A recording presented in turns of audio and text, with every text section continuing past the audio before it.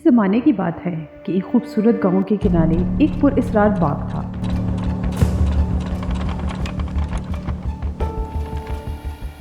اس باغ کے بارے میں کہا جاتا تھا کہ وہاں پریاں رہتی ہیں، لیکن کوئی بھی انسان انہیں دیکھ نہیں سکتا تھا۔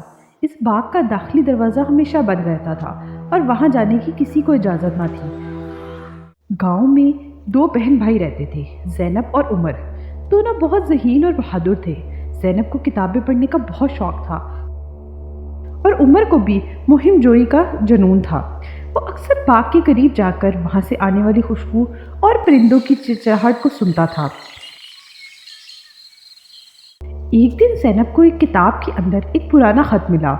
اس خط میں لکھا ہوا تھا، اگر تم سچے دل سے جادوئی باغ میں جانا چاہتے ہو تو 3 آزمائشوں کو پورا کرنا ہوگا۔ یہ آزمائشیں دوستی، بہادری اور قربانی پر مبنی ہوگی۔ اگر تم کامیاب ہو گئے تو باغ کا دروازہ خود بخود کھل جائے گا۔ زینب اور عمر نے فیصلہ کیا کہ وہ اس مہم کو انجام دیں گے۔ اگلے دن وہ باغ کے قریب پہنچے۔ وہاں ایک بوڑھا شخص بیٹھا ہوا تھا جس کے پاس ایک ٹوٹا ہوا کھلونا تھا۔ وہ کہہ رہا تھا، میرا کھلونا ٹھیک کرو ورنہ میں بہت اداس رہوں گا۔ عمر نے اپنی گیم کھیلنے کی پسندیدہ چھوٹی سی چیز بوڑھے کو دے دی اور کہا، یہ لے لو، شاید یہ تمہیں خوش کر دے۔ بوڑھے نے مسکرا کر کہا، تم نے دوستی کا حق ادا کیا، آگے بڑھو، پہلی آزمائش پوری ہو گئی۔ وہ دونوں کچھ دور گئے تو دیکھا کہ راستہ بند ہے اور ایک درخت پر شہد کے بڑے چھتے ہیں۔ درخت کے نیچے ایک ننھی گلہری پھنسی ہوئی ہے۔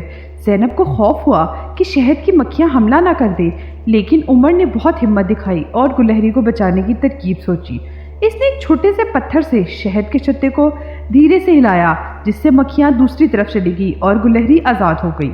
اچانک ایک پری نمودار ہوئی اور بولی، تم نے بہادری دکھائی، یہ دوسری آزمائش تھی، اب تم آخری آزمائش کے لیے تیار ہو جاؤ۔ جب وہ باغ کے قریب پہنچے تو وہاں ایک جادوئی دروازہ نظر آیا۔ دروازے کے پاس ایک چھوٹا سا کنواں تھا جس کے اندر سے ایک آواز آ رہی تھی، اگر تم اس باغ میں داخل ہونا چاہتے ہو تو پہلے اپنی پسندیدہ شے کی قربانی دو۔ زینب نے اپنی سب سے پسندیدہ کتاب جو اسے اس کے والدین نے دی تھی کنویں میں ڈال دی۔ عمر نے اپنا پسندیدہ کھیلوں کا بیگ بھی قربان کر دیا۔ اسی لمحے دروازہ کھل گیا اور روشنی کے ساتھ باغ کے اندر کی دنیا سامنے آ گئی۔ باغ میں داخل ہوتے ہوئے دونوں حیران رہ گئے کیونکہ وہاں پھولوں کے بیچ پریاں رقص کر رہی تھیں۔ جھیل کا پانی چاندی کی طرح چمک رہا تھا اور درخت سنہری پھلوں سے لدے ہوئے تھے۔ پریوں کی ملکہ ان کے پاس آئی اور کہا، تم نے اپنی دوستی، بہادری اور قربانی سے ثابت کیا کہ تم اس باغ میں داخل ہونے کے قابل ہو، اب تمہیں ایک انعام دیا جائے گا۔ زینب نے کہا، ہم صرف یہ چاہتے ہیں کہ ہمارے گاؤں کے لوگ خوش رہیں اور یہ باغ ہمیشہ محفوظ رہے۔ ملکہ نے کہا، یہ باغ ہمیشہ تمہارے گاؤں کے لیے خوشیاں لائے گا اور تمہارے جیسے بہادر بچے ہمیشہ مثال بنیں گے۔ زینب اور عمر نے اس مہم سے سیکھا کہ دوستی، بہادری اور قربانی کی اہمیت کیا ہوتی ہے۔